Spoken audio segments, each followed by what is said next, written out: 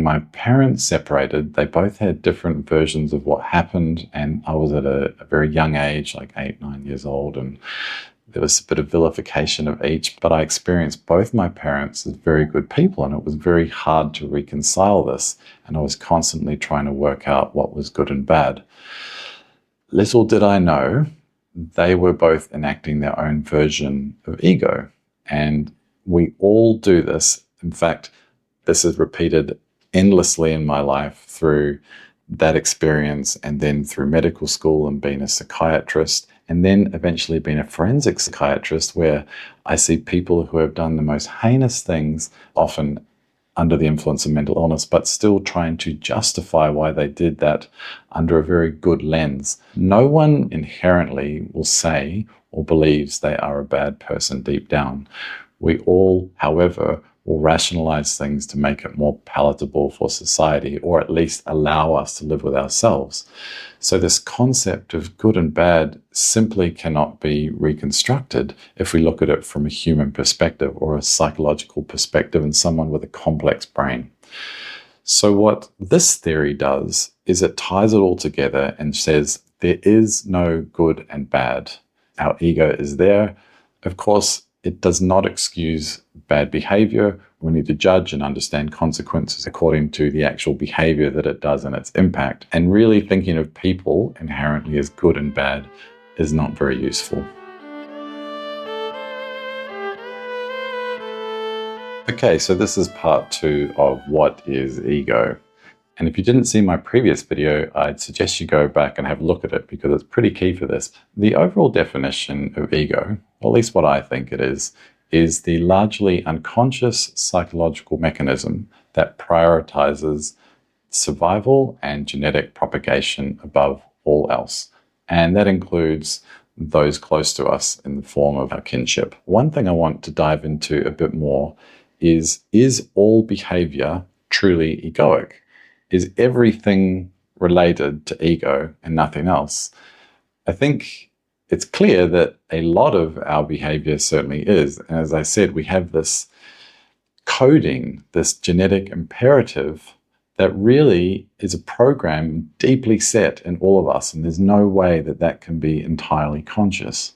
So eating, sleeping, anything related to survival, any of the higher social status type symbols like accumulating wealth, having a job, having specific knowledge, and sporting prowess, or anything that really demonstrates our genetic success, is going to come under that umbrella of ego. And that really tends to be most of what we do on a daily basis when it boils down to it. Of course, it's not like you're thinking about what you're doing the whole time, but really it all does come down to that. But there are some exceptions, and it's a really important exception because this is just my view, but there is a lot more to this world than ego. We as humans and the rest of living beings have this deeply coded genetic imprint that makes us do certain things and has this puppet master called the ego behind it. But there are ways to tap into what I would say is higher consciousness or a form of truth. These are things like meditation, some forms of breath work, psychedelics and plant medicine, and anything that lets you see outside the everyday actions of what it's like to be human. And typically that involves something that switches off the default mode network. And depending on how you see the world, allows you to tap into something that's a lot greater than our everyday egoic mechanism. And in fact, when you do these types of practice, and of course, under very specific set and settings, and certainly do it with supervision, unless it's sort of the more basic forms of meditation, but even then, doing under the right guidance is going to help you get beyond the egoic mind. Now, I do want to point out that even these things in themselves, so these sort of more advanced spiritual practices, can be egoic trips themselves, right? Because if someone has access to some sort of knowledge or has followers or some sort of thing that puts them up in society, of course, that is often related to an egoic type state of being or an egoic action. And that is, of course, why so many spiritual teachers have gotten caught up in the abuse of their power, because they have gained this sort of elevation in society, and then it's all too easy to abuse that power. So yeah, that's really just the caveat to this position. Now I want to compare and contrast just to make sure that it's clear what this definition of ego really is.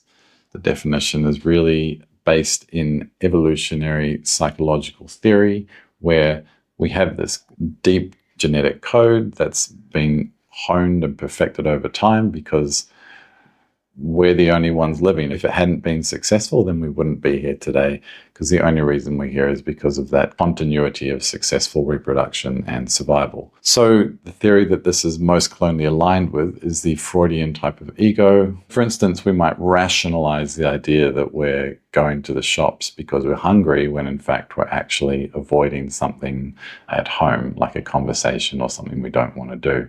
And that really is the ego moderating those other needs and making it more digestible. And the Freudian type of ego is really more associated with defense mechanisms and how we will change various things that we can't actually stomach or we can't express to the external world into other forms of more palatable types of responses. So we include rationalization, denial, humor, intellectualization. All these things are arguably defense mechanisms where the ego is moderating the id and the superego. But what the Freudian theory doesn't do is really tie it all together. It's really an explanatory model, which is what I'm really trying to add to the conversation here. The more contemplative Eastern practices, cognitive theories of ego, typically revolve more around what the experience of me or I-ness is. They don't really talk about why that is or explain it, but it's really like the debate around what is the fundamental experience of what it's like to be me or Brendan or whoever you are. Is that a constructed thing, or is that something that is universal? How can we know what another person's experience of I-ness is? That's really more fundamentally designed to understand the experience of who you are rather than a protective or evolutionary mechanism. Now, maybe the one point of overlap is that in an evolutionary perspective, there is the argument to be made that that constructed theory of what it is to feel like we are someone, as opposed to just this being going through the world without consciousness, that is arguably there as an ego mechanism in the sense that I've described it, because feeling that you are someone is protective psychologically because it gives you a purpose. It makes you feel like you have something to do in life, protect yourself, protect others, make sure you survive, make sure you reproduce, etc., etc. So that's my explanation of ego. I hope you like it. I'm really curious to hear if you disagree with it or if it lands for you. I'm always here to learn, and look forward to seeing you in the next video.